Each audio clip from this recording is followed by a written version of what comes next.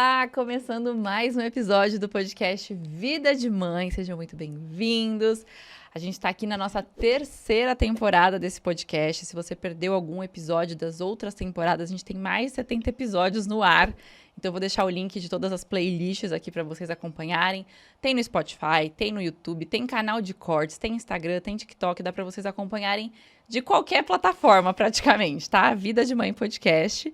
E para quem não me conhece, eu sou a Fabi Santina, youtuber, influenciadora, mãe da Gigi e também escritora, autora. Eu tenho 3 livros publicados, 3 livros best-seller e agora, dia 15 de setembro, tem lançamento do meu livro novo, meu livro infantil, que é A Garotinha que Não Se Olhava no Espelho. Ainda não mostrei muito dele pra vocês, teve uma live que vocês viram, spoilers e tudo, mas o lançamento oficial dele vai ser no dia 15 de setembro, lá na Bienal, então eu espero vocês por lá, e aí a gente conversa mais e fala mais sobre esse livro infantil, que eu tô muito feliz com esse lançamento.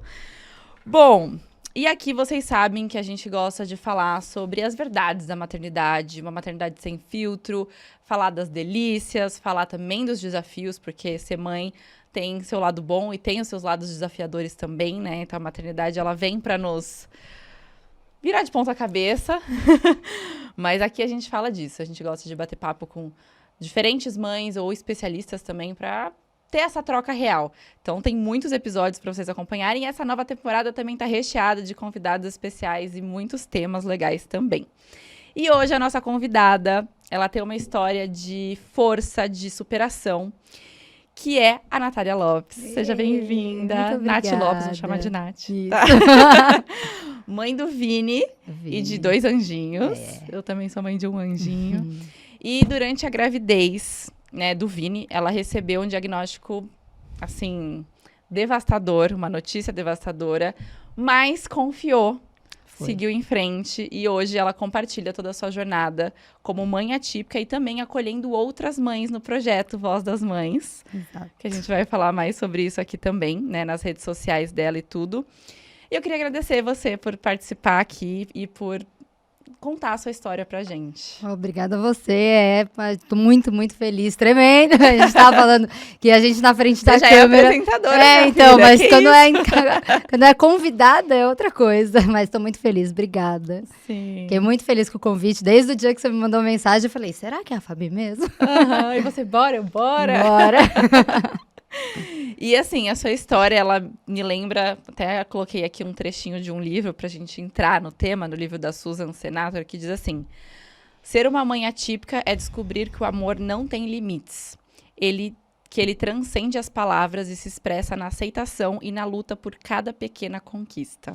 É isso. E é isso que eu acho que você tenta trazer no Voz das Mães, né? Conversando, falando com outras mães, compartilhando as suas histórias. E é o que a gente estava até falando antes nos bastidores. Às vezes você não tem com quem conversar, você não tem aonde ver uma história parecida com a sua. Exatamente. Né? Então, a gente vai chegar lá, vamos falar sobre isso. Mas quantos anos o Vini tá? Vini tá com 2,5. 2 anos e meio. 2 anos e meio. Quase pertinho estão da pertinhos Gigi, ali. Pertinho. E, então, antes dele, você já tinha tido 2 gestações. Como que foi?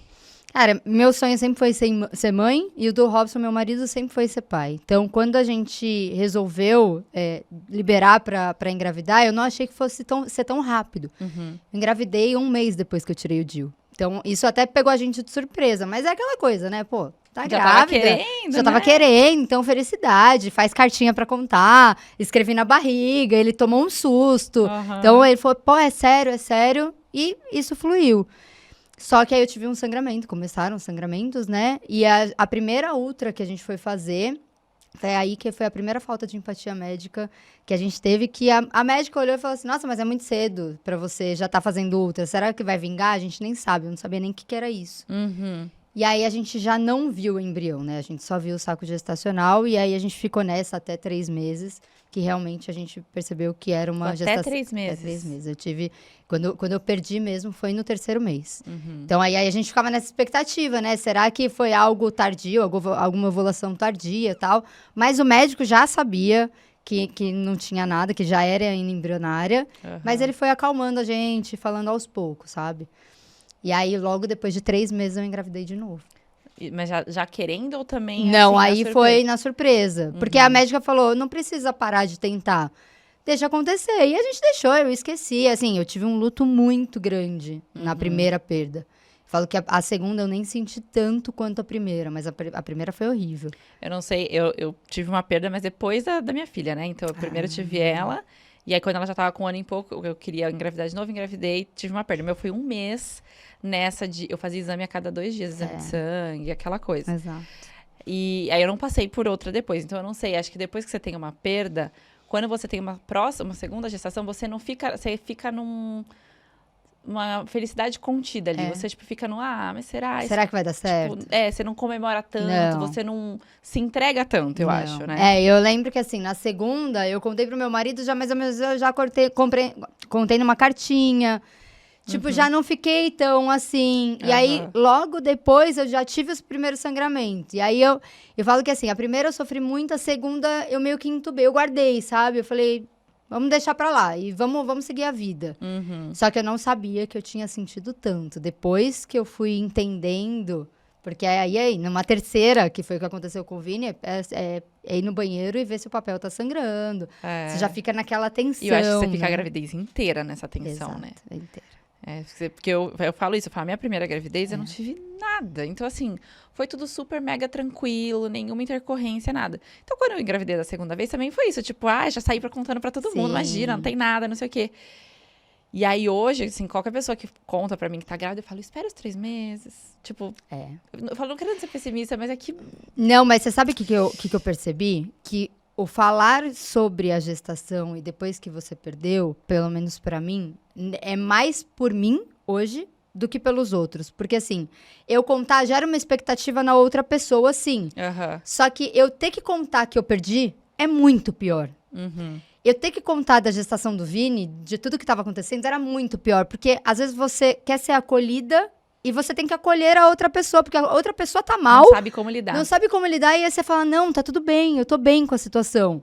Não, e a pessoa chora, a pessoa faz um monte de coisa e você fala, cara, e agora? Eu queria ganhar esse abraço, eu não queria dar esse abraço, né? Então, acho que isso que pra mim mexeu bastante também. E pra você, depois dessas perdas, foi difícil conversar com as pessoas sobre o assunto? Não conversava. Eu fui conversar na segunda, que foi quando eu fiz a tatuagem, que é tudo vem no tempo certo, e aí eu postei uma foto no meu Instagram, que foi aí que começou tudo. Postei uma foto e choveu de amigas minhas falando, Nath, eu também perdi. É muito doido, né? Como a gente não sabe Não. o quão comum né? Quantas porcentagens de pessoas que passam por isso. E normalmente numa primeira e tudo. Então, isso de você falar do médico, né? De ser muito assim, é muito doido. Porque o meu médico, ele foi muito empático, da minha segunda gestação, né? Só que depois, quando eu fiz um vídeo sobre contando e tal, eu fui filmando todo o período e tudo, não sabendo que eu ia perder, né? Enfim. Sim. E aí, ele falou que depois que ele viu o vídeo, ele enxergou as coisas de uma forma diferente. Porque ele falou assim, a gente tá tão acostumado, a gente passa por isso diariamente no consultório. Então, pra gente, é só um embrião. É só, tipo assim, é uma coisa tão ali, corriqueira. Só que pra mãe, não. Pra mãe é um filho, né? Então, tipo, pode ser o primeiro filho. Então, assim, é totalmente diferente. Ainda como homem, né? Sim. Que não passa pela experiência da gestação. E ele até falou isso, ele falou assim, foi legal até pra eu entender um pouco da visão do paciente que tá passando por isso. Mas ainda assim, ele foi super... Meu Deus, ele tava viajando na Índia, me mandando exame a cada 2 dias pra eu fazer, sabe? Então, ele foi super gente boa. Eu já tinha passado por uma experiência ruim na primeira gestação. Então, eu escolhi um médico certo depois. Mas ainda assim é isso, ninguém sabe o que você tá passando de verdade, né? E eu acho que nem seu próprio marido, teu companheiro sabe. Eu e o Leandro, a gente fala isso.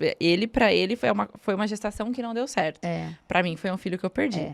E na cabeça dele é aquilo, o pai só é pai quando nasce. Exatamente. Não tem aquela ligação que a mãe tem na barriga, né? É completamente diferente. Mas eu sinto que, assim, a perda, pra quem nunca passou por isso... Sei lá, vendo de fora, eu vejo que as pessoas, assim, você perdeu o bebê. No começo fala, tal, mas daqui a pouco, assim, segue em frente. Não, eu já ouvi assim, que bom que você perdeu, ele podia ter síndrome de Down. Ou do tipo, eu olhar e falar, mas daqui a pouco você engravida de novo. Não, engravidar é rápido, é fácil, tá tudo bem. E aí você falava, fica, não. Não. Sei lá, a pessoa perde um parente, perde uma mãe e tal. A pessoa tem direito ao luto. Na gestação, não. Não tem. É meio que assim, não, engravida de novo, vai e tal. Não era pra ser e tal. E aí você fica, tipo, Eu também acho que tem isso das pessoas não saberem como lidar. E também porque nunca foi tão falado, né? Nunca. Tanto é que Eu acho agora que a gente falta muita consegue conversar com informação. outras amigas que a gente nem sabia que tinham passado por isso. Eu acho que falta muito essa humanização da situação. E assim, por exemplo, mesmo depois que eu perdi, mesmo sabendo, antes de ter o aborto, né? Mas mesmo antes sabendo tudo que ia acontecer, eu tinha desejos, minha barriga estava crescendo, meu peito, eu sentia tudo como se eu estivesse grávida normalmente. Então, e o Robson falava, cara, mas como isso? Porque eu tive desejo depois que eu descobri que era embrionária. Tá, mas é da cabeça? Tudo bem, o que é? Então, você tem aquele sentimento de grávida, você tem toda a expectativa, e aí, pô, acabou. De repente, acabou, o sonho da tua vida tá ali e foi embora. Como lidar com isso depois? Como conversar com as outras pessoas? Como as pessoas também podem te acolher nesse momento, né? Se elas nunca passaram por isso, é muito difícil. E aí, a sua primeira foi embrionária, a segunda também não? Também. Você procurou saber o que poderia ser? Eu tive uma médica que, só de me olhar e fazer alguns exames clínicos, ela falou, eu acho que você pode estar com um tumor no útero. Da cabeça, assim, da cabeça. Do feeling. Do nada. É isso que pode te dar. Eu falei, corre dessa médica. Depois disso, a gente fez alguns exames para saber sobre trombofilia. Mas quando a gente pegou os exames... Aí eu mudei de médica, que essa médica tinha pedido. Aí eu mudei de médica. E quando eu cheguei na doutora Maíra, que eu falo que é o anjo da minha vida, ela olhou, ela falou, você não tem nada. Vai viver. É coisa que pode acontecer. Hoje eu entendo que provavelmente é por causa da nossa genética mesmo. Que, depois de tudo que aconteceu com o Vini. Então, para eu ter um outro filho, que essa era uma discussão que a gente estava tendo no final de semana, para eu ter outro filho, eu preciso fazer todo o meu estudo genético e o Robson também. Mas a gente já decidiu que... Passar por geneticista, fazer todo um... E aí, você engravidou do Vini quanto tempo depois? 3 meses. Foi tudo, tipo assim, no período de 1 ano, foi toda essa... A gente fala que até um dos motivos da gente resolver não engravidar de novo é porque eu vivi praticamente gestações durante 2 anos. 1 ano e meio. Então, foi muito tempo, né? Foi muito tempo nesses altos e baixos e o emocional indo lá pro pé.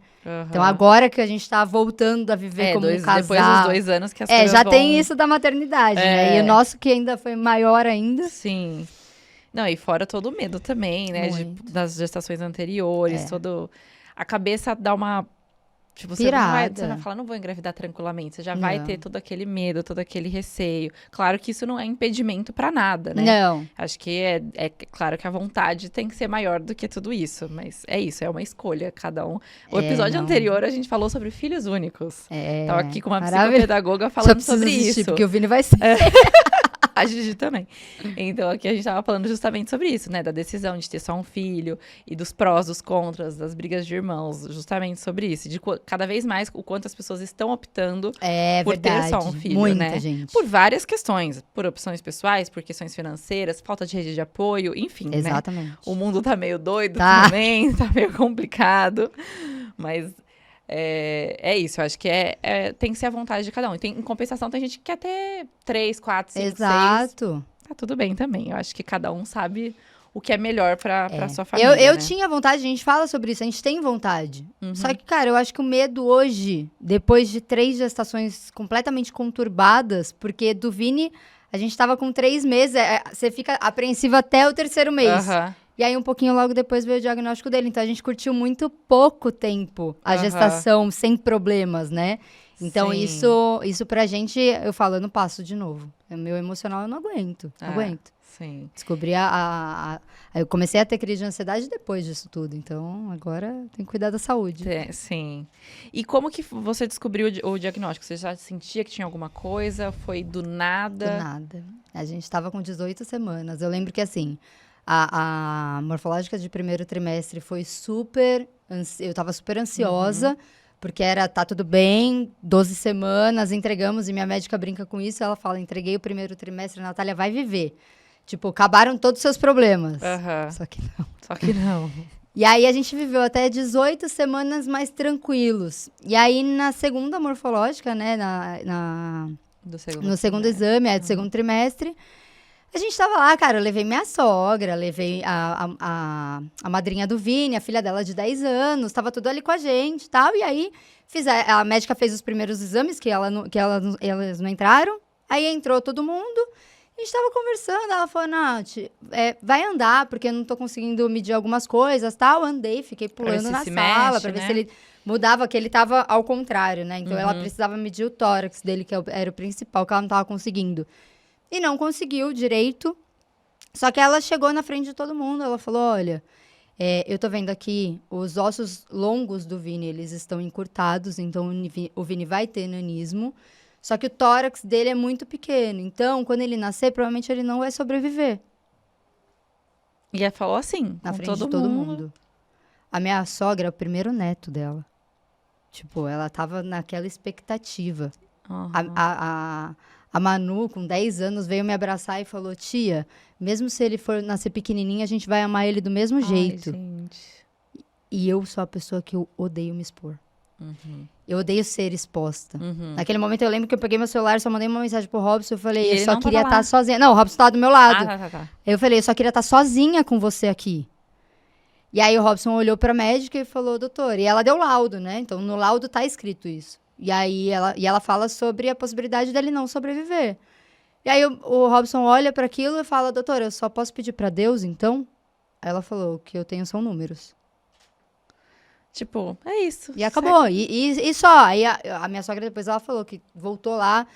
Falou, doutora, não tem nada que se possa fazer? Ela falou, não, agora é acompanhar. Pô, aquele dia acho que foi um dos piores dias da minha vida. Mas uma super insensibilidade, Completamente. Né? A forma de dar a notícia. E o que poderia ter conversado só com os dois separadamente. Tipo, você fala, gente... E o que me assusta é porque é uma médica super conceituada. E eu falo isso até pra minha médica. Eu falo, eu não questiono o que ela sabe, o quanto ela é boa no que ela faz, Sim. a Harvard, mas ela não é empática. Não sabe passar a mensagem. E pra mim, né? isso é pior do que qualquer outro currículo que ela tenha. Porque se ela não sabe ser empática, e essa é uma das brigas que a gente tem com o Voz das Mães, é por causa disso. Cara, um médico não pode falar que o filho não vai sobreviver. Ele não tem essa noção, ele não tem como saber disso. Ainda mais hoje em dia, vendo tantas doenças raras, a gente fala, não pode ser falado uma coisa dessa. Eu acho que, e sei lá, né? Eu não sei como funciona isso, mas a pessoa que faz o ultrassom não deveria ser a pessoa que dá a notícia. Deveria ser passado isso para o médico que acompanha. E o médico que acompanha, que já tem esse histórico com a pessoa. Né, e ela sabia, por exemplo, ela tinha no histórico dela que eu tinha perdido 2 anos, porque ela fez a minha primeira ultra. Então ela já sabia disso. Então, deixa eu ler o histórico dela primeiro, dessa paciente, o que ela tem. Será que ela tem pressão alta? Será que... Não sei se é passado isso pra eles ou não, mas deveria. Como você dá uma notícia, você não sabe o que a pessoa pode acontecer ali na hora. Então, eu acho que é muito complicado esse laudo e essa falta de empatia dos médicos. Mas eu digo até assim, de não poder ser a pessoa que faz o exame, porque se eu não me engano é assim, por exemplo, quando a pessoa vai fazer um exame para ver um tumor. Não é a pessoa que tá fazendo o exame que dá. Ela faz o exame, lauda, passa pro médico e o médico da pessoa que vai passar. E não a pessoa que você nem conhece. Isso é verdade. Você tá ali fazendo o exame pela primeira vez com a pessoa. Isso é verdade. E seu médico da gestação que tá te acompanhando, que sabe de todo o seu histórico, sabe de tudo. Mas os ultrassonografistas de gestantes, eles dão todos os laudos, né? Tudo. Até se é menina ou menino, toda a parte da transnuciência nucal. Isso são eles que dão, não deveriam, né? Faz sentido isso. Porque aí, justamente, quando você já tem um médico que tem essa proximidade, muito provavelmente ele teria mais tato. O quê? Eu conversei com a minha médica durante 1h30 depois desse laudo. Sim. Ela conversando com a gente sobre tudo. Que é aquilo que eu falei de novo, né? Pra eles é um procedimento tão normal que ela tá lá. Próximo lá, sabe? Tipo, então você fala, não, só que você que tá ali não é um próximo. Então é muito, muito doido. E aí, a partir daí, como que foi lidar com esse diagnóstico, assim... E aí? Aí você foi conversar com a sua médica? Conversar com a minha médica, a gente pediu uma segunda opinião. A gente foi no Dr. Heron, maravilhoso. E eu faço questão de falar os nomes, porque eu acho que, assim, a gente precisa realmente enfatizar quem são os médicos bons que atendem, sabe? E o Dr. Heron foi incrível, só que ele deu o mesmo diagnóstico. Ele falou, olha, eu acho que sobreviver vai. Eu acho que não tá tão abaixo assim. Mas ele tem os ossos longos encurtados, ele tem todas essas características. E aí a gente viveu uma saga até 37 semanas. Porque a gente ficou nessa sem saber o que aconteceria realmente. Então, vem conversas muito difíceis, né? Vem conversas de, e aí? Se não sobreviver, o que a gente vai fazer? Porque a gente tem que tomar algumas decisões antes do parto, você sabendo. Quando você não sabe de uma doença ou de qualquer coisa, Sim. tá tudo bem, você toma uma decisão ali. Mas se você sabe, você se programa. Então, minha médica conversava com a gente sobre coisas muito difíceis e ela falava, gente, desculpa. Vocês não precisam me responder isso agora, mas é bom a gente saber antes do parto. Então, e aí, vai entubar ou não vai entubar se precisar ser entubado? Aí foi uma discussão que a gente teve. Se ele precisar ser entubado. Eu falei, eu quero entubar. Ele falou, eu não quero. Ele falou, eu não quero que meu filho sobreviva só com um tubo. Eu falei, não, mas ele não vai sobreviver por minha causa? Não. Então aí entra várias coisas, né, Fabi? Eu acho que assim, entra relacionamento. Até o momento que eu acho que a gente teve uma virada de chave muito grande, que foi quando, em diferentes momentos, nós ouvimos a voz de Deus. E eu acho que isso pra gente foi muito importante. A fé. E eu falo que isso na maternidade atípica, eu nunca conheci uma mãe que não fale sobre fé, fale sobre Deus. Que foi isso que virou a nossa chave, de entender, tipo, vamos acreditar, vamos confiar, vamos. Nossa, eu tinha separado lá pro final, mas já que você falou disso agora, se eu falar sobre Deus, eu separei um versículo aqui que fala justamente sobre o poder da fé, né? Que fala aqui de Jeremias 32:27. Pois eu sou o Senhor, o Deus de toda a humanidade. Existe alguma coisa difícil demais pra mim?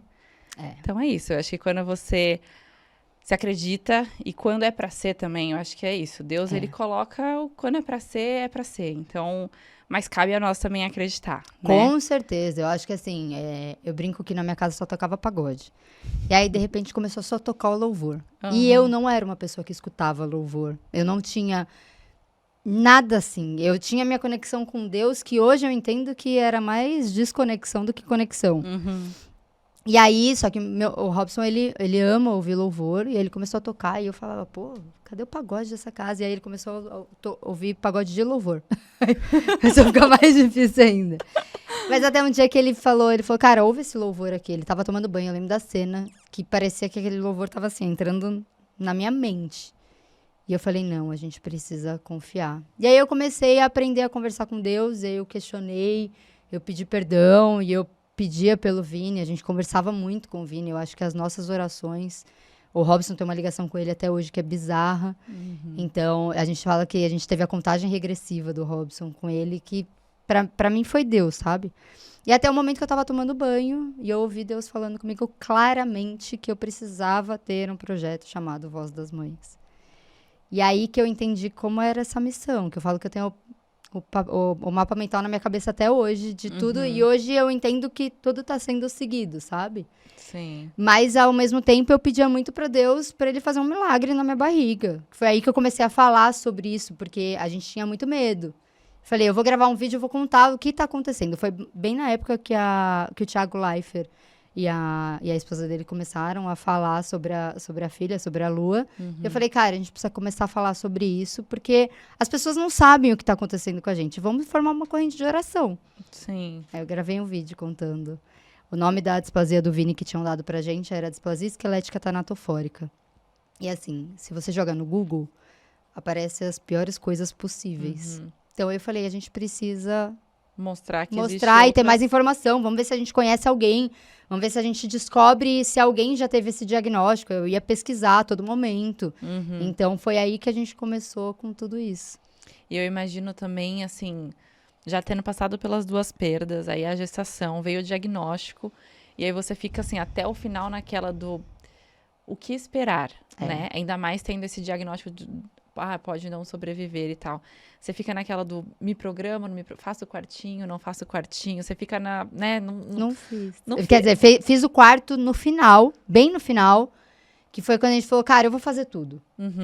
A gente não tinha feito, a gente não fez enxoval. Eu fiz um enxoval, eu fiz uma mala. A gente foi pra Dubai a trabalho, quando eu tava grávida do primeiro.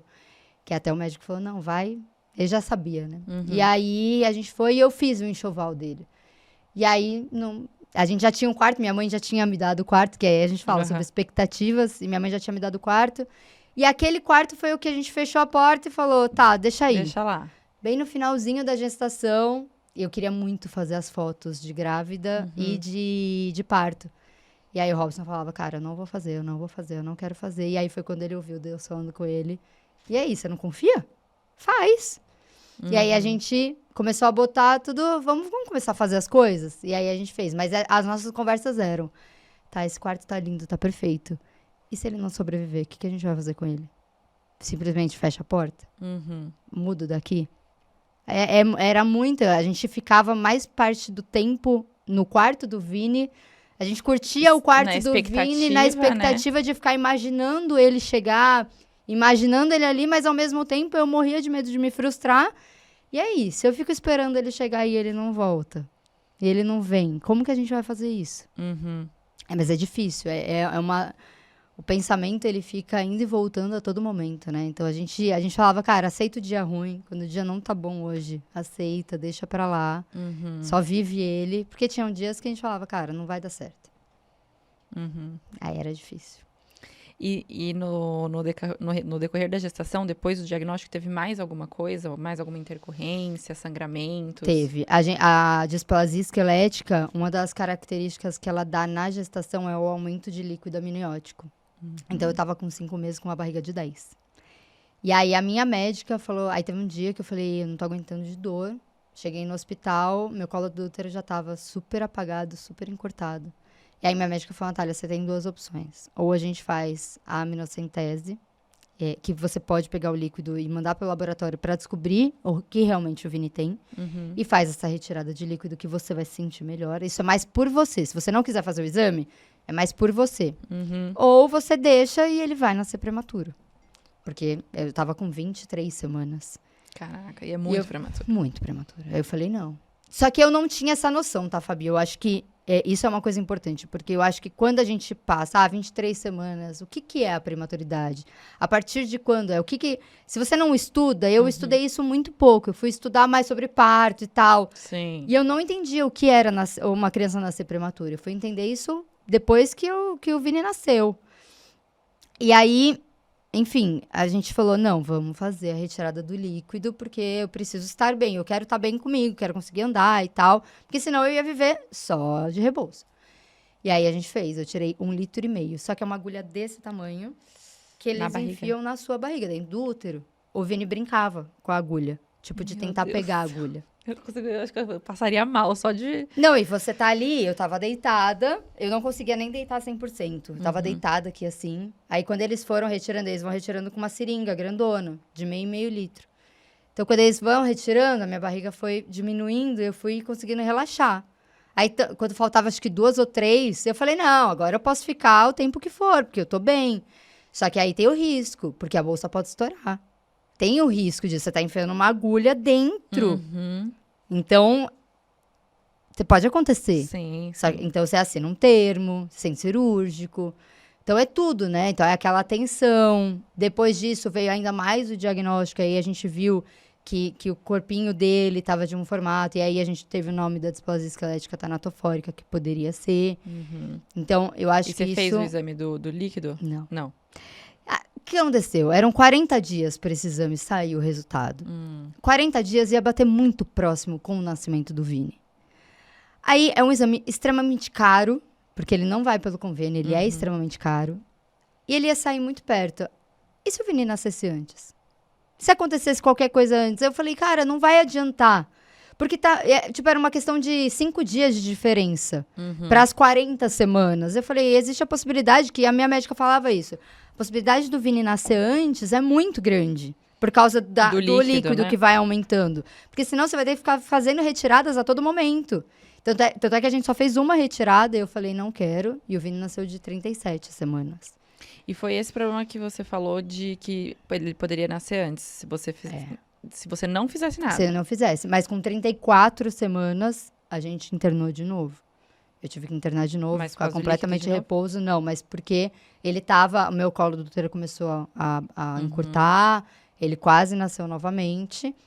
Aí minha médica me colocou de repouso total até 36. Aí eu não saía da cama. Nesse momento eu... Repouso total, é absoluto. Que aí... Mas teve alguma coisa que você tinha decisão de interferir ou não?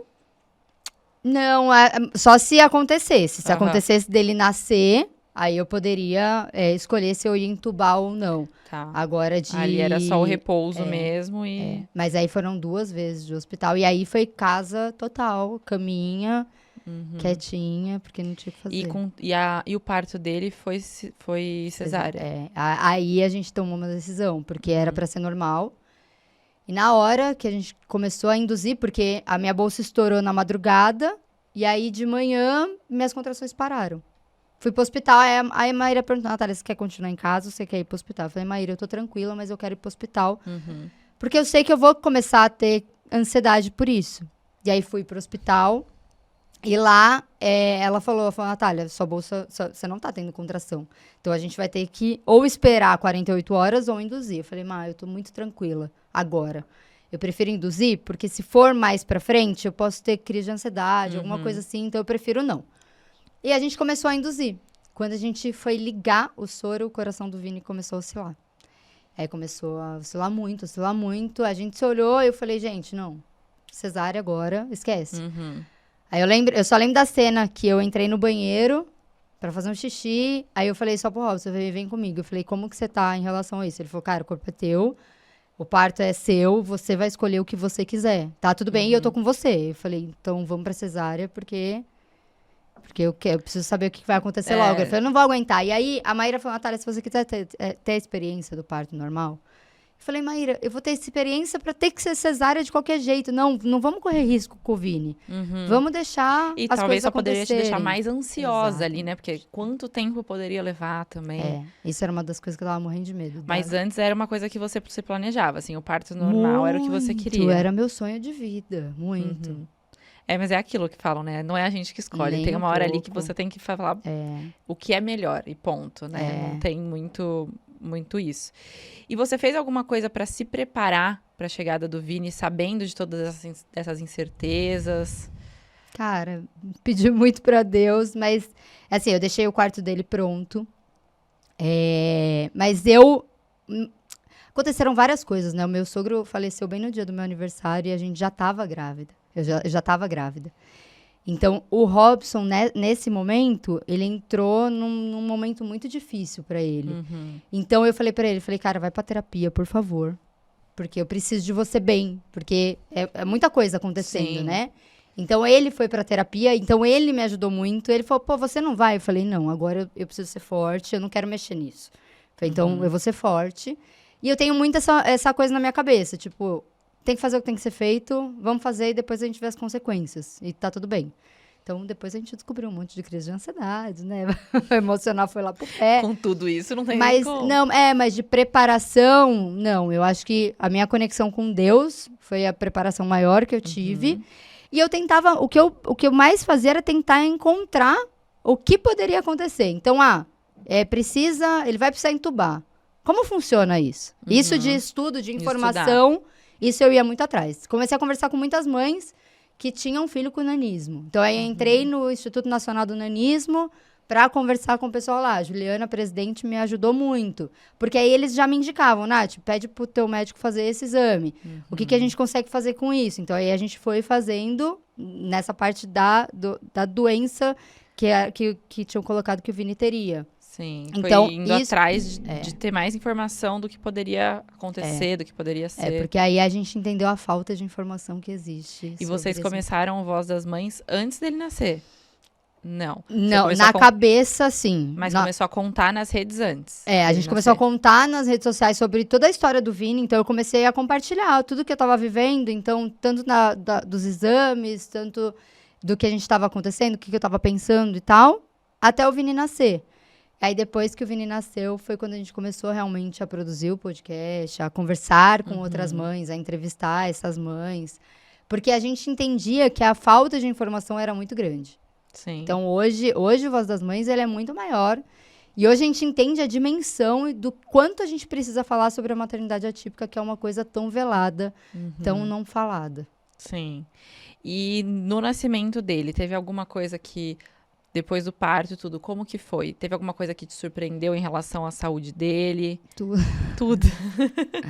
A gente não esperava o Vini chorar, né? Então, a gente sabia que o Vini não viria pro meu colo. Então, isso era uma das coisas que eu tentei me preparar e que eu não consegui de como vai ser, né? Ele vai sair da minha barriga e vai pra onde? E aí, nesse momento, acho que foi um dos momentos... O parto em si, ele foi ele tinha uma paz, assim, ele foi muito gostoso. A gente brinca que se fosse só esse momento, eu veria ele várias vezes. E aí, eu lembro que quando a Maíra começa a tirar ele, ela começa a olhar, e eu vi essa cena dela olhar pra mãe dela, que é a assistente, e ela se olhando. E aí a doutora Kátia, que foi a pediatra, olhou pra elas e falou, leva ele pra conhecer a mãe. Nossa, quando veio essa frase, ele veio pro meu colo, porque aí ele começou a chorar. E aí a gente falava, cara, ele tá chorando. A gente não esperava ele chorar, ele tá chorando, como que ele tá? E eu só perguntava se ele tava bem, ele tava bem. E elas falaram, Nath, ele tá bem. A perna dele nasceu bem tortinha, mas ele tá bem, ele tá respirando. Até o Apgar dele nasceu melhor do que a gente imaginava. Depois deu uma queda e aí ele foi pra UTI. Assim, ele veio pro meu colo 2 vezes. Então, Você nem tava esperando não tava esperando isso. Então, ele vir pro meu colo, a gente ter essa sensação. O Robson conseguiu cortar o cordão umbilical. Então, foi uma experiência absurdamente transformadora pra gente daquele momento. E aí, ele foi pra UTI. Aí a gente começa uma nova etapa da vida, que é ser pais de UTI, por mais que tenha sido muito pouco tempo, que hoje eu percebo, que foi muito rápido. Quanto tempo foi? Foram 6 dias. Só que foram as piores 6 noites da minha vida, os últimos 2 dias piores ainda que eu voltei pra casa, né? Então, voltar pra casa sem o teu filho é a pior sensação do mundo. Mesmo sabendo, é muito louco, né? Que você fala assim, nossa, graças a Deus, ele tá bem, ele tá vivo, mas eu tô voltando com ele, eu tô voltando pra casa sem ele. Aí, essa jornada de UTI foi bem desafiadora também. Sim. Não, eu falo, eu não passei por nada parecido, assim. Eu fui pra UTI no meu parto, né? E quando me falaram, você vai pra UTI e ela vai pro berçário, porque não pode nem ir pro quarto com o pai, né? Eu fiquei desesperada nisso, do tipo, como assim a gente vai se separar? Só que aí me veio na cabeça, assim, calma, ela tá bem, é você que tá indo pra UTI. Nada mais importa, é isso. Ela tá bem, ela tá... Não é, se fosse ela indo pra UTI, aí que eu penso, aí é outra questão. Porque aí você tá nem aí pra sua saúde, né? Você só quer saber como que tá seu filho. Aí quando me deu essa do tipo, calma, é você que tá indo pra UTI, eu relaxei. Então imagina você ainda ter que sair do hospital. Sabendo que seu filho tá lá. E eu acho que, assim, ser mãe de UTI é muito isso. Você não pensa em você. Minha mãe, e aí a mãe da mulher, né? Ela sempre olha muito mais pra mulher do que pra criança. E ela olhava pra mim e ela falava, filha, chama o telefone, filha, cuida dos seus pontos, filha. Não fica, eu falo, mãe, não tem como. Fico descendo e subindo. Não, e assim, a estrutura da UTI é uma estrutura muito ruim da neonatal. É uma poltrona que você tem pra amamentar, é uma poltrona que você tem pra ficar ali. Você acabou de sair de uma cirurgia e você tá sentado numa poltrona, cara. Então, não tem como você se cuidar ali, sabe? Não tem como você se alimentar direito. E aí tem tudo aquilo, né? Você precisa se alimentar, você precisa tomar água, porque você precisa tirar leite, aí você vai pro lactário, que aí você vê um monte de mulher pelada e tirando leite. Então, e cada uma com uma história diferente, uma situação diferente. Então eu falo, as mães de UTI, elas têm que ser muito bem valorizadas. Agora saiu uma lei, né, que a mãe, depois que ela volta pro trabalho, depois que ela volta da licença maternidade, que o filho sai da UTI, ela tem como reverter esses meses de UTI. Que eu falo, é isso, a mãe não ficou curtindo o filho. Ela ficou cuidando do filho, ela ficou ali porque ela tinha que estar ali, ponto. Não, e aí, às vezes, eu não sei, você ia de manhã, passava o dia inteiro e ia embora à noite. Passava o dia inteiro. Então, aí você fala, 9 gente... da manhã e ia embora 9 da noite. A pessoa não tá vivendo. Não. Eu e o Robson. A sorte é que a gente tinha um time muito bom na empresa que seguraram tudo, porque naquele momento eu falei, esquece. Separa tudo, nada mais importa. Não. E aí foram 6 dias. 6 dias. E aí ele teve alta. Teve alta da UTI ou teve alta? Teve alta de tudo. Ele foi pra casa. Eu tive uma conversa com o Papai do Céu. No segundo dia que eu voltei pra casa, eu falei, eu não aguento mais. Eu falei, olha, desculpa, pedi pra ele estar vivo. Ele tá, mas eu preciso dele aqui, se ele tá bem. Porque o que aconteceu? O Vini, ele precisava ganhar peso, se alimentar sozinho e respirar sozinho. No segundo dia, ele já tirou o respirador. Ele já ganhou peso. E a gente tava só com a dificuldade dele mamar, porque ele tinha o queixinho bem pra trás, então ele não chegava no meu peito. E aí a gente colocou bico de silicone e tal, mas ele tava com a mamadeira. Então eu tirava leite e dava na mamadeira. Até que ele veio pro meu peito com bico de silicone e se deu bem. E aí o geneticista falou pra mim, Natália, ele precisa estar se alimentando sozinho, respirando sozinho e ganhando peso. Por quê? Os exames dele são completamente genéticos. A gente não tem o que fazer aqui. Então, a dúvida era se ele tinha osteogênese imperfeita, que é o osso de vidro que poderia quebrar, por exemplo, ao trocar, coisa assim. Fizemos o raio-x, não descobrimos nada. Todos os exames dele estão ok. Então, agora é o exame genético para descobrir qual é a doença dele. E isso pode ser feito fora da UTI. Aí eu cheguei em casa e pedi muito pra Deus. Aí eu fiz uma promessa, que eu nunca mais ia tomar refrigerante na minha vida. Eu acordei tendo a certeza que eu ia sair de casa pra buscar o Vini na UTI. Eu acordei, eu tomei banho, lavei o cabelo, eu fiz escova, me arrumei. Se preparou pra esse momento. Uma mãe de 6 dias, né? A gente não consegue. E eu lembro que eu saí do banheiro, o Robson me olhou e falou, você tá indo onde? Tipo, acabou de ter filho, tá todo emperequetado. Eu falei, vou buscar o Vini na UTI. Ele falou, te ligaram? Falei, não, mas eu conversei com Deus. Aí ele falou, peraí, então que eu vou me arrumar também. Aí ele foi, se arrumou e falei, olha, cara, eu tava muito convicta nesse dia. Eu falei, olha, é o seguinte, vai aprender a colocar o bebê conforto no carro, que eu entrava 1 hora antes, né? Então, eu cheguei com a roupinha do Vini. Cheguei pra dar banho e tal. Aí eu cheguei pra médica, eu falei, doutora, pra médica gerente de lá, né? Falei, doutora, o que eu preciso fazer pro Vini sair daqui? Porque ele já tá fazendo tudo. Não, porque ele precisa fazer esse exame. Eu falei, desculpa, vocês estão cobrando muito caro. Eu liguei no convênio. Num laboratório, é 80% mais barato. Vocês estão cobrando um absurdo de preço aqui. Eu não vou pagar esse preço. E aí ela falou, quem que vai ser a pediatra dele? Aí eu falei, a doutora Fernanda, que era, por coincidência... Trabalhava lá. É amiga da minha cunhada, que minha cunhada é médica. E aí ela falou, e ela trabalhava lá também. Doutora Fernanda? Então tá bom. 12:00 ele pode sair. Falei, assim? É assim? Eu só liguei pro Robson e falei, traz o bebê conforto. Vem buscar. E aí ele saiu. Aí o Vini nasceu com 2 dentes. 2 dentes no Natal. Nossa. E ele chegou em casa e caíram os 2 dentes. Eu quase morri. Nasceu com 2 dentezinhos. E aí é uma das características da osteogênese imperfeita. E aí, então, depois que ele nasceu, vocês foram fazer os exames? Fomos fazer os exames. Porque ainda não tinha um diagnóstico fechado. Ainda não está 100%. A gente ainda tem, mas hoje a gente precisa ir conforme a evolução dele. Então agora, com 3 anos, a gente vai fazer de novo a ressonância nele, para ver, porque ele tinha um pouco de líquido aumentado na cabeça, então, mas que era algo que poderia diminuir com o tamanho dele. E aí a gente fez os exames genéticos, uma parte que a gente descobriu que o Vini, ele tem a osteogênese imperfeita. Ele tem os genes da osteogênese imperfeita. Ele tem todas as características, mas ele, até o que apareceu pra gente, ele não desenvolveu a doença. Então, ele tem as características, a gente tem que tomar cuidado com algumas coisas com ele, porque ele é muito pequenininho, porque ele não tem a estrutura corporal dele, é menor. Mas assim, é desenvolver em esporte. Eu também não posso falar muito, porque eu também sou pequena. Não, mas isso é verdade. A gente descobriu por causa de mim. As características dele são iguais às minhas. Então, há 36 anos atrás, talvez, se tivesse toda essa evolução da medicina, talvez teria também esse mesmo diagnóstico para mim, para minha mãe. Só que na minha época não tinha ultrassom. Então, é muito louco essa parte da genética em si. De que vai passando. Então, mas graças a Deus dele, ele não adquiriu a doença. E aí vai passando por etapas. E aí vocês têm outros exames para ir entendendo. Aí a gente vai fazendo os exames, vai entendendo. Esse acompanhamento genético precisa existir. E o acompanhamento de tudo, né? Do neuro, para ver se vai precisar alguma terapia, para ver qual tipo de esporte que a gente vai fazer. Uma terapia ocupacional, o que precisar. Pra gente, mas agora em si, nada. E assim, totalmente leiga nesse diagnóstico, nessa doença. Quais seriam as consequências, atrasos, ou até tem possíveis comorbidades relacionadas com essa doença? Tem. Pro Vini, até então, não. Mas hoje a gente estuda muito, né? A gente já teve algumas mães que tem um filho com osteogênese imperfeita e que a gente vê que, assim, a parte mental da criança não, a neurológica não, mas o que tem mais de atraso mesmo é a parte de desenvolvimento. Motora. Porque, assim, uma criança com osteogênese imperfeita, ela se quebra por tudo. Então, por exemplo, a gente tem a Lelê, que é a Lelê Cristal, ela teve 70 fraturas no parto. Então, imagina, você tira a criança da barriga, ela já foi se fraturando ali.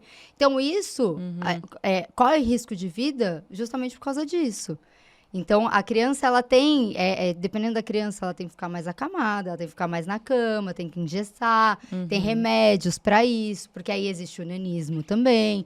Então, ela nunca vem sozinha, né? Sempre vem junto com alguma coisa. É isso que eu tô te perguntando, porque eu sei que a síndrome de Down, por exemplo, ela vem com outras comorbidades, né? Então, além da síndrome de Down, tem o maior risco de doenças cardíacas, então tem essas outras possíveis comorbidades, Mas né? a gente fala que, assim, na maternidade atípica, a gente não tem uma coisa que é fechado. Vai ser assim. Não, porque às vezes pode vir um autismo junto. Às vezes não. Às vezes a criança só vai ter os seus genes imperfeita e tá tudo bem, sabe? Vai seguir bem. Às vezes ela tem um avanço mental muito maior. O cognitivo dela é mais evoluído. Por exemplo, o Vini, algumas pessoas já falaram, Nath, você tem que ir atrás da inteligência dele pra ver, porque ele é muito rápido, ele é muito inteligente. Eu falo, cara, isso é o que menos me importa agora. Lógico que mais na frente, se eu entender que ele tem realmente algo a mais, vamos pesquisar para entender, porque também é importante a gente cuidar dessa parte. Sim. Mas agora, tipo, deixa ele um pouco, porque ainda também... não tem nem 3 anos, ainda é um Exato. bebê, né? Fazer muito exame, não, a gente tá... Eu falo que, assim, eu precisei ter o meu tempo de parar, de conversar com os médicos e falar, é alguma coisa urgente agora? Não, então tá bom. Então Dá não pra vou fazer esperar? mais nada. Vai mudar alguma coisa? Exatamente. Ele corre algum risco? Natália, toma cuidado com ele com correr. Com correr muito, porque às vezes ele pode... Porque o Vini é uma criança que tropeça muito. Eu sou uma pessoa que tropeço muito. Então, isso aí a gente liga muito aos genes, ao seu genes imperfeito. Então, cara, vamos tomar cuidado. Compre o sapato certinho. Às vezes é melhor ele de tênis. O que a gente pode ajudar ele a ter mais firmeza no corpo? É isso que a gente vai tentando entender. Sim. E aí, depois do nascimento, tudo, como que foi esses primeiros meses com ele? Porque ainda estava no momento de muitas incertezas, né? Já passou pela etapa do sobreviveu.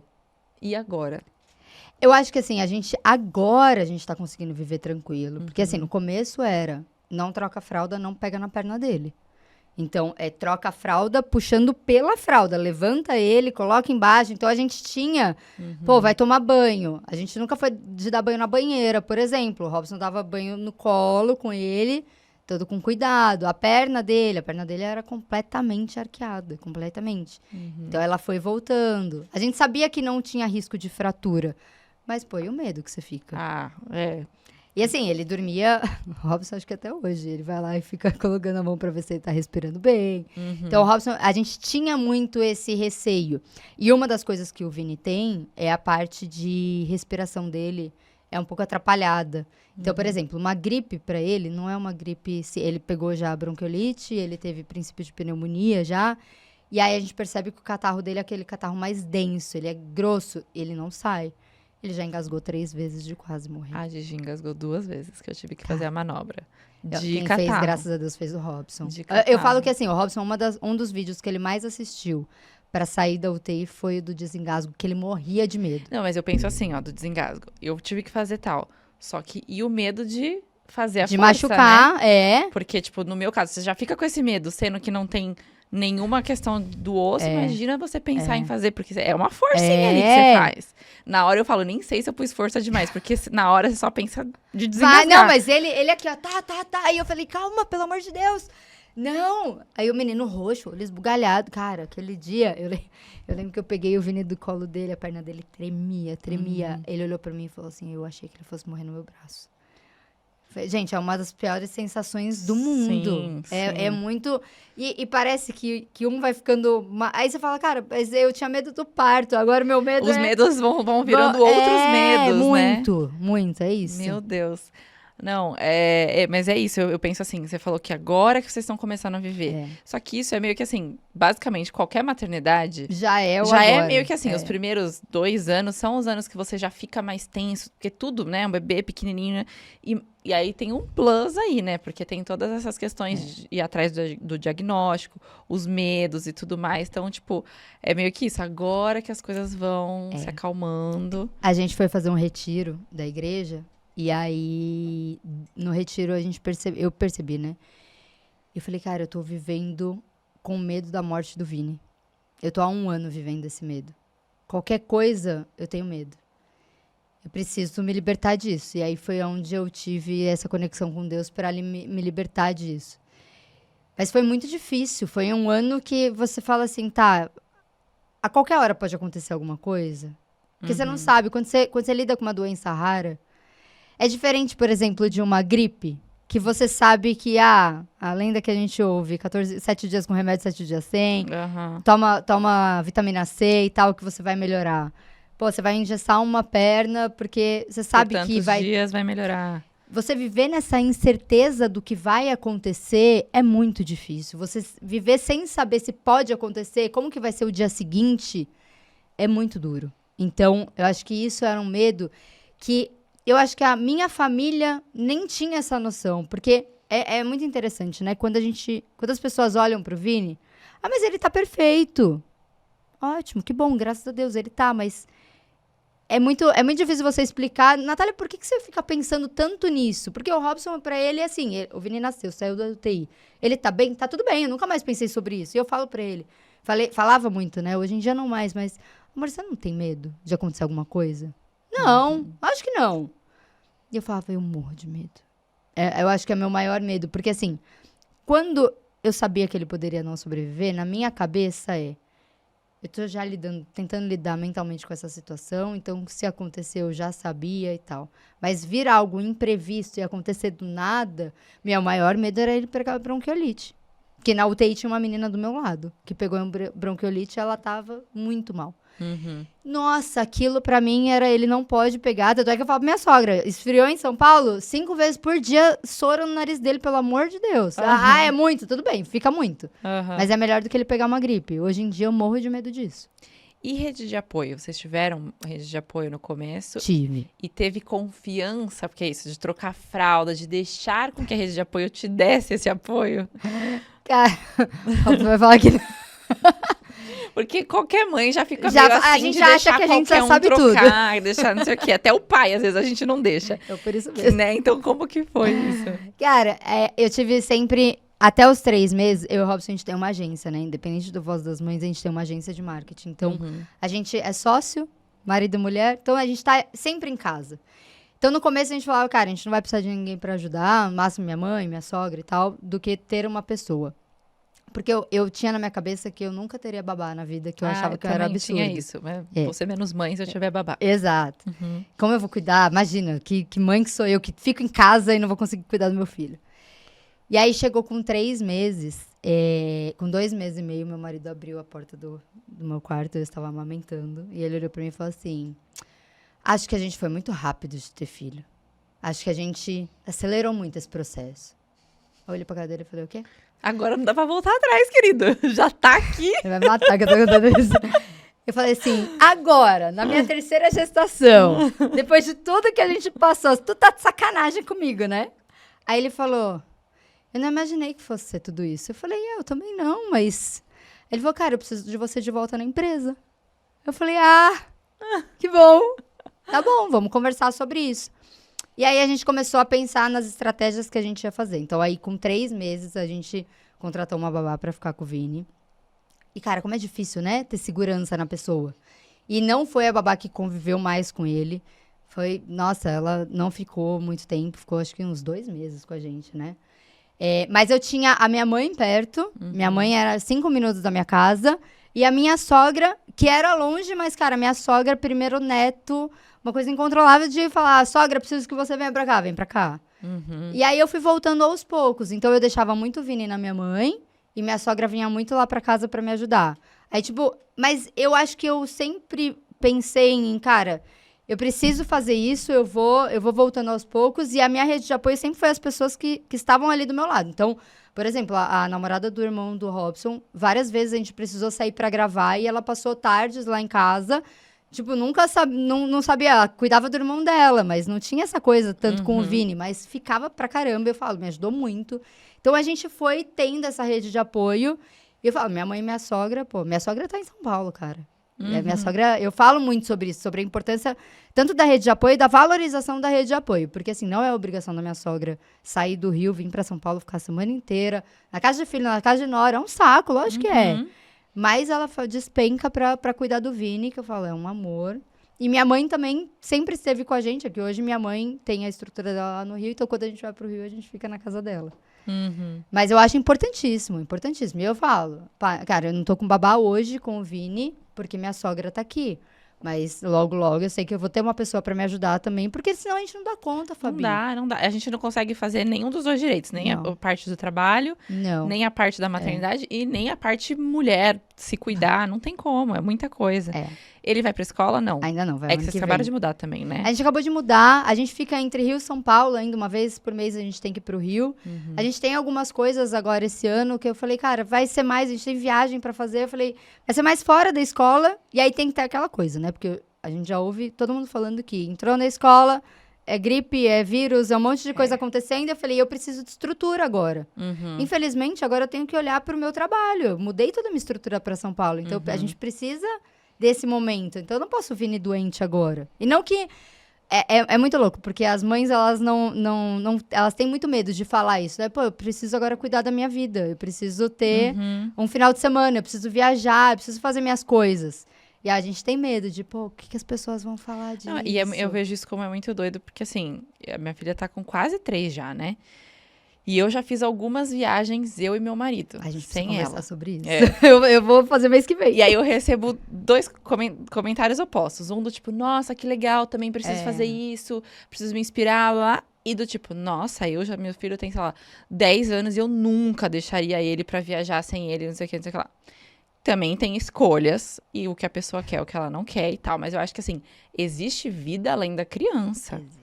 Existiu um casal antes dos filhos, vai existir um casal depois que os filhos crescerem, né? Porque é o quê? Os filhos crescem, vão pro mundo e o casal, teoricamente, continua. Então, assim, esse casal, ele também precisa existir. Claro que é muito mais difícil, existe uma programação muito maior e tudo mais. Mas eu acho, na minha opinião, é importante existir isso. E também existir a mulher além de mãe. Você falou nos seus stories esses dias, falando que tem que ter uma programação pro casal namorar. A gente não é que vai colocar na agenda, mas, cara, tem que ter uma estrutura pra isso. Você vê a criança dormindo, você vai ver, dormiu mesmo. Porque senão, na hora ali, vai acordar, e aí, como faz? Então, eu acho que tem que ter toda essa logística. E eu não sei se com você é isso, mas pra mim, muitas mulheres que são mães há muitos anos... Então, que são mais velhas, idade da minha mãe, são as que mais falam sobre isso. Meu pai, cara, a gente tem uma viagem agora de um casamento que vai ser na Bahia. E aí eu falei pro meu pai, a gente vai ficar 4 dias. Ele falou, você tá ficando louco? O Vini vai ficar com quem? Falei, porque eu ia levar o Vini. Só que assim, eu não vou curtir o casamento. Vou eu, Robson e Vini. O casamento vai começar à noite. Eu vou ter que voltar pro hotel ou ficar com o Vini ali tomando conta. Então, você não faz uma coisa nem outra. Então, você não é 100% mãe com a criança ali e você não tá 100% pro casamento, pra festa que você tá com seus amigos e tal. Eu falei, Robson, a gente vai sem o Vini. Ele olhou pra minha cara e falou, sério? Quê? Segunda lua de mel? Eu falei, cara, então não adianta, é melhor não ir se for pra ir assim. Aí o meu pai falou assim, eu não fico com ele. Falei, não, a Márcia vai ficar, minha sogra. Ele é muito pequeno. Eu falei, pai, vamos lá. Com quantos anos eu comecei a passar férias de 30 dias na casa da minha avó, que você ia de final de semana? Minha mãe, 1 ano e 11 meses. Falei, o Vini tá com quase... mas é diferente. Aí minha mãe fala, é diferente porque não é teu. É diferente porque é dela. Eles apagam essa memória. Cara, eu não entendo isso. Você deixava. Por que você dava? Mas é muito longe. Gente... Eu vejo assim, a minha mãe, ela sempre teve isso de, tipo, o casal precisa existir, sabe? Então, ela sempre teve muito isso. Porque ela falava, meus filhos vão crescer e aqui que vai continuar. Então, ela sempre teve esses momentos de ela e meu pai, e, tipo, a gente vai sair, vocês não vão, nesse momento, sabe? Sempre... meus pais ao contrário. Meus pais, tudo a gente estava junto, em viagens, estávamos sempre juntos e tal. E hoje eu vejo a importância disso, cara. Eu falo, foi meu aniversário no final de semana, e a gente foi viajar para um evento a trabalho. Eu falei, cara, então vamos curtir. Aí ontem a gente falou, não, vamos comemorar o show do Natiruts e não sei o quê. E eu falei, eu vou ficar 2 dias sem ver meu filho. Mas, pô, eu tô aproveitando o meu aniversário completamente. Curti com ele de manhã, eu tava morrendo de medo de como ia ser esse sentimento e tal. E eu falei, pra mim foi maravilhoso. Como mulher, foi incrível. Hoje eu fiquei de manhã com ele. Então, hoje eu entendo as estratégias que eu uso de qual vai ser o momento que eu vou dar tempo de qualidade pra ele, de largar celular, largar qualquer coisa e sentar pra brincar. Que hoje é o mais importante pra ele, sabe? Sim. Do que eu ficar, às vezes, uma semana inteira com ele e não conseguir ser eu. Sim. E é muito isso que você falou, de se sentir mulher, se sentir... E eu falo, gente, o quanto é importante a gente fazer esse tipo de coisa, né? Não só isso de viajar com o marido e tal, mas fazer essas coisas que nos fazem bem pros nossos filhos, porque a gente precisa estar bem pra eles. Exato. Então, assim, essa coisa de você, eu vou me entregar 100% pro meu filho, não sei o quê, não é saudável também. Não é saudável. Então, você também precisa ter sua vida, suas coisas e fazer as coisas que você gosta. Isso também é exemplo. A gente tá dando exemplo de eu corro atrás do meu trabalho, eu corro atrás dos meus sonhos. Só que eu vejo o quanto existe esse julgamento na internet de pessoas que talvez até queriam fazer, mas às vezes não tem a possibilidade, não tem rede de apoio pra fazer algo assim e fica, mas nossa, deixa a criança sozinha, não sei o quê. Você fala, cada um é cada um. Cada um sabe da sua vida e sabe o que é melhor pro seu filho. Mas eu acho que primeiro tem muito isso, das pessoas quererem fazer e não conseguirem. E eu acho que a gente deixa muito de fazer as coisas porque pelo que os outros vão pensar. Pelo que, nossa, o que minha mãe vai achar disso? O que meu pai vai achar disso? Eu sempre tive muito isso, de, mas será que tá sendo legal? Eu ouvi da minha mãe uma vez, mas você não tá querendo amamentar. Eu falei, eu tô querendo amamentar, só que tá difícil pra mim.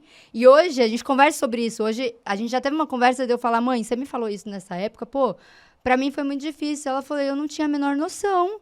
Ela falou, eu não sabia. Eu tava tentando te ajudar. E às vezes forçar a amamentação pra você ver se te dava mais vontade. Eu falo, não era por vontade. Eu não tava sentindo já que não dava mais. Cara, o Vini não pegava. Eu tava cansada, tava exausta. Era mais exaustivo. Né? Então pra mim tava muito ruim. E pra ele também tava ruim, porque ele tava se cansando. Então, a fórmula vai ser a melhor coisa nesse momento. Era o meu sonho amamentar. Mas então, as pessoas, às vezes, elas não sabem como te ajudar ou como falar as coisas e acabam julgando. E tem muito isso das expectativas, dos troféus que a gente tem que carregar na maternidade, né? Então, tem que ter o parto normal, humanizado, perfeito. Só que às vezes não é a melhor opção pra pessoa. A amamentação, a gente sabe da importância da amamentação, cada gota, a diferença que faz. Mas às vezes não é possível, né? Então, assim, as pessoas colocam esse peso dos troféus que a gente tem que ter aqui e ali, só que, cara, é individual, né? E eu até falo isso, gente, quem amamentou, quem não amamentou, quem teve parto normal, quem teve cesárea, ninguém é mais mãe do que ninguém. Não. Quem não teve o filho da barriga, ninguém é mais mãe do que ninguém. Só que existe essas questões de, tipo, você tem que ir conquistando essas coisas pra se mostrar mais mãe, menos mãe. Quando seu filho tiver 20 anos, não vai importar se ele nasceu de cesárea, se ele nasceu de não sei o que, se ele amamentou até 2 anos ou não amamentou, sabe? Muito pelo contrário. Só que é muita coisa, e é uma pressão, um julgamento muito grande nas mães que elas já estão se julgando. Porque a gente já se julga, a gente já se culpa muito. E ainda tem esse peso que vem em cima, Isso é muito louco, né? Porque a gente já se cobra. A gente já se culpa. Aí vem uma terceira pessoa pra falar, e você fala, não, cara, nem pedi tua opinião, desculpa.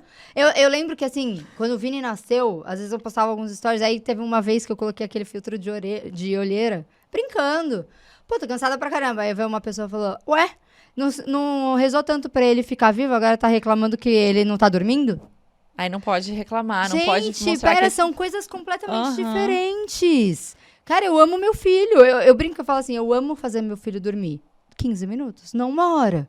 Eu não quero ficar 1 hora ali fazendo ele dormir. Mas tudo bem, se ele necessita de 1 hora, eu vou ficar. Mas eu posso dizer que eu tenho a opção de escolha e eu não gosto. Sim, e falam muito disso, né? Que maternidade é padecer no paraíso. Porque é uma delícia ser mãe, é maravilhoso, é o maior amor do mundo. Só que nem tudo vai ser legal, nem tudo vai ser fácil. Muita coisa você vai ter que abrir mão da sua vontade, né? Da sua necessidade. Quantas noites você vai ficar você sem dormir pelo bem da criança, pela saúde da criança. É legal? Não é legal ficar sem dormir. Ninguém gosta de ficar sem dormir, ninguém gosta de ficar com o peito sangrando. Só que são coisas necessárias, coisas que acontecem. É isso, parece que você não pode reclamar mais. Não pode. Você tem que mostrar que a maternidade é isso, porque você não pode reclamar. Aí também, quando mostra, nossa, mas aí também quer ficar mostrando só as coisas ruins. Aí quando não mostra as coisas ruins, porque só mostra as coisas mostra boas. O lado perfeito da maternidade, não sei o quê. O julgamento ele vem de todos os lados. E aí eu falo isso, gente, nunca vai estar bom. Então, faz o que você quer, entendeu? Porque vai julgar se fizer e se não fizer. Então sempre vai ter. Mas é igual os perfis, quando eu comecei a contar sobre a história do Vini. Mas tá usando da história do Vini? Não. Eu tô tentando conscientizar, tô tentando passar uma informação, porque, cara, tem muitas mães de UTI que às vezes precisam de uma palavra ali, precisam ver que elas não estão sozinhas. Tem muitas mães em busca de um diagnóstico que não tem nem noção pra onde vai. Não sabe nem como então, procurar. Como que a gente pode ajudar essas mães nessa parte? E, pô, essas mães também, elas também são mães que querem reclamar. É. Que muitas delas estão dentro de um quarto de hospital e querem sair. E aí elas não podem, porque muitas se julgam, quando elas sentem a culpa de estar ali e não querem estar ali, elas se julgam também por causa disso. Então, pô, vamos ajudar essas mães também a dar uma soltada nelas, sabe? Sim. E é isso do apoio também, né? Quando a pessoa pode ser essa rede de apoio. Claro que é muito difícil, cada situação é uma situação completamente diferente. Porque às vezes também assim, você é a mãe da mãe, mas trabalha, não tem como estar ali. Então também tem muito disso. Mas eu sempre falo assim, que a rede de apoio, ela tem que estar disposta pra mãe. Então, assim, não é... Porque muitas vezes a pessoa fala, eu quero ficar com a criança. E às vezes a mãe não precisa que fique com a criança. A mãe precisa de outra coisa. Precisa, sei lá, que cuide da casa, que resolva alguma outra coisa, né? E a pessoa só quer, na verdade, ficar com a criança. Claro que também ajuda em muitas situações. Mas eu acho que vai muito além disso, né? A ajuda, ela tem... Enfim, diferentes... Eu falo muito sobre a rede de apoio, principalmente a familiar, que é a gente entender o que é bom em cada um. Cara, minha sogra é um tipo de vó, a minha mãe é um outro tipo de vó. Então, o que eu vou extrair do melhor de cada uma, sabe? Então, às vezes eu preciso que seja minha sogra, às vezes eu preciso que seja minha mãe. Porque eu já sei o perfil de cada uma. Porque às vezes ela não vai mudar. Cara, ela já teve os filhos. Não vai. Agora Ela não vai não mudar. vai. Cada uma já teve seus filhos e elas sabem o que elas sabem. Não adianta pedir uma coisa muito mirabolante que não é o que elas sabem fazer. Sim. E, cara, tá tudo bem. Então, é uma ajuda. Aí eu falo, o que eu preciso? Então eu contrato, que é mais fácil. Sim, sim. E como que todas essas questões, quais foram as mudanças que surtiram, assim, na forma que você se relaciona com a vida e até no seu relacionamento com a chegada do Vini? Pô, mudou tudo. Sempre muda tudo. Sempre muda, mas eu acho que com a vida, eu comecei a olhar a vida completamente diferente pelo momento presente.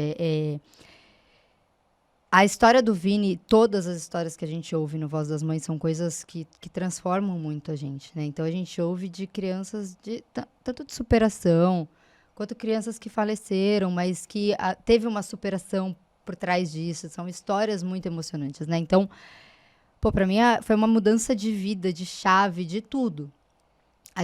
Eu e o Robson, a gente tentou não se perder, que eu acho que é o principal.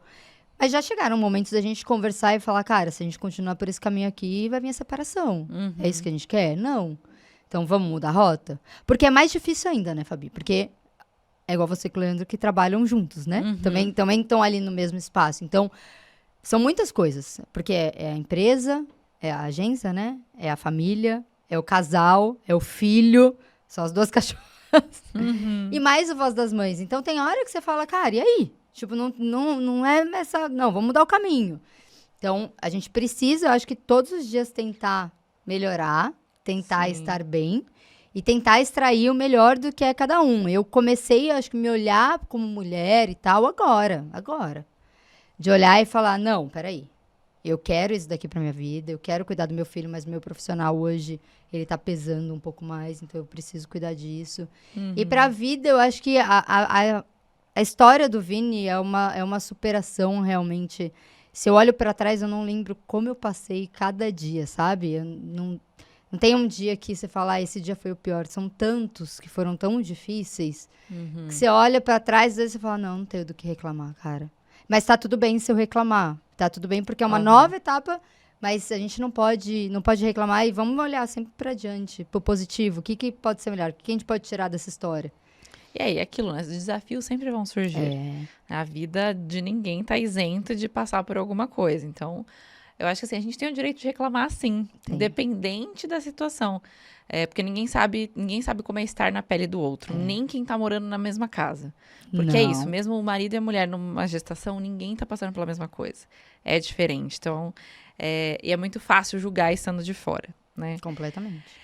E aí, o que você diria que são as suas esperanças, os seus sonhos pro Vini, pro futuro dele? Ah, cara, principalmente da evolução dele, né? Eu acho que ele ser uma criança ativa, dele conseguir fazer as coisas dele. O Vini, ele já consegue tantas coisas que a gente olha, é uma superação já diária, da gente olhar pro que poderia ser e o que é. Então, pra mim, eu só quero que ele cresça bem, feliz, sabe? Eu acho que a saúde, obviamente, é a coisa que mais importa na vida dele pra mim. Uhum. Mas o Vini é tão carinhoso, eu falo que a alma dele é muito especial, sabe? Porque ele tem uma energia, uma luz que ele contagia a gente, que eu falo que meu dia pode estar horrível, ele vem, ele dá um abraço, ele acorda a gente todos os dias com o bom dia dele, tipo, vindo dar beijinho, ele acorda sorrindo, cara. Ele acorda sorrindo todos os dias, eu não tenho do que falar. Se você falar assim, Natália, Vinícius é uma criança chata de ficar chorando e tal, não, Vinícius não chora. Eu não posso reclamar disso dele. É lógico que cansa pra caramba, que muitas vezes demanda atenção, às vezes a gente tá muito exausto e tal. Mas eu entendo que, assim, cara, ele é uma luz, assim, absurda na nossa vida. Não dá pra imaginar a vida sem os filhos. Não, né? nem um pouco. Fala, como eu vivia antes disso, gente? Não, e tem hora que a gente ouve, tipo, uma vozinha, assim, em qualquer lugar, eu falo, é o Vini? Ele tá aqui? Ai, dá uma saudade, é absurdo. Sim. E foi por conta de toda essa experiência que surgiu o Voz das Mães. Conta pra gente como que foi o Voz das Mães, o que é, e para as pessoas acompanharem. O Voz das Mães é um projeto voltado para a maternidade atípica. Ele surgiu na gestação do Vini, que foi o que eu tava contando, né? Eu senti Deus falando comigo e aí a gente começou a conversar. A vida de uma maternidade atípica, ela é muito com falta de informação. E foi por causa dessa falta de informação, de jogar no Google e só ver tragédia, que eu falei, não, cara, a gente já trabalha com comunicação, a gente precisa começar a falar sobre isso. E aí veio a ideia de ter um podcast. Na época a gente começou por Zoom, porque eram muitas mães de longe, eu não sabia que universo eu estava entrando, eu estava entendendo ainda qual era esse universo das mães com crianças com deficiência, com transtornos. E aí a gente começou a estudar mais sobre isso. Hoje o Voz das Mães, ele era para ser um podcast só, e ele virou um projeto gigantesco. Hoje a gente está criando já um portal voltado para a maternidade atípica. O podcast é onde a gente conversa com mães atípicas para contarem suas histórias reais. Porque muitas vezes o que acontece a mãe recebe um diagnóstico, ela vai pro Google, ela só vê morte, ela só vê tragédia, ela só vê coisa ruim, ela só vê coisas que não vão acontecer, porque os artigos, eles são baseados numa criança que já não está mais com a gente. Então, quem está sendo estudada não é colocada na internet. Eu fui descobrir isso muito depois. E aí, a gente quer criar um portal que, eu recebo o diagnóstico, eu vou lá no Voz das Mães para entender o que é essa doença realmente. Quem são as mães de filhos com essa doença? Quem são os médicos que eu posso conversar? Quem são os psicólogos? Quem são os terapeutas? Quem é essa rede que a gente pode ter de realmente comunicação, de entender o que é a doença e como eu posso ser? Eu brinco assim, eu não posso... A gente tem hoje várias mães que recebem um diagnóstico de displasia esquelética tanatofórica, que foi o que o Vini recebeu, e eu falo para elas, eu não posso falar que teu filho vai sobreviver ou não, como aconteceu do Vini, mas eu posso falar para você curtir muito tua gestação. Eu posso falar para você confiar em Deus. Eu posso falar para você estudar muito sobre isso. E que existe esperança. E que existe eu posso falar para você que nenhum médico pode falar que teu filho não vai sobreviver. Isso eu posso falar com certeza. Porque tem o Vini e tem várias outras crianças que também foram diagnosticadas que não sobreviveriam assim que nascesse, estão aí. E quantos casos na medicina que, assim, a medicina diz uma coisa, acontece outra, e o médico fala, eu não tenho como explicar. Exatamente. Porque o corpo não é uma exata, né? Mas o Robson foi conversar com o geneticista, ele fala, doutor, o que você pode explicar? Ele falou, cientificamente? Nada, não tem explicação. Então, é isso que a gente quer mostrar com Voz das Mães, que existem histórias reais de mães que estão ali, que vão te ajudar a tentar que a sua gestação ou que a sua maternidade seja um pouco mais leve, independente do diagnóstico que você tenha. A frase que a gente estampa é essa, que diagnóstico não é destino, que realmente um diagnóstico não é uma sentença. O diagnóstico é um tratamento, é uma preparação do que pode acontecer. Mas você vai estudar sobre isso, você vai entender sobre isso. E o que eu posso pegar da parte do diagnóstico e levar para o meu filho? Então, eu posso fazer alguma coisa na minha gestação ou não? Quem são os médicos que eu vou achar, que eu vou encontrar? Essa falta de integração dos médicos, a gente traz muitos especialistas também no Voz das Mães, que é para falar.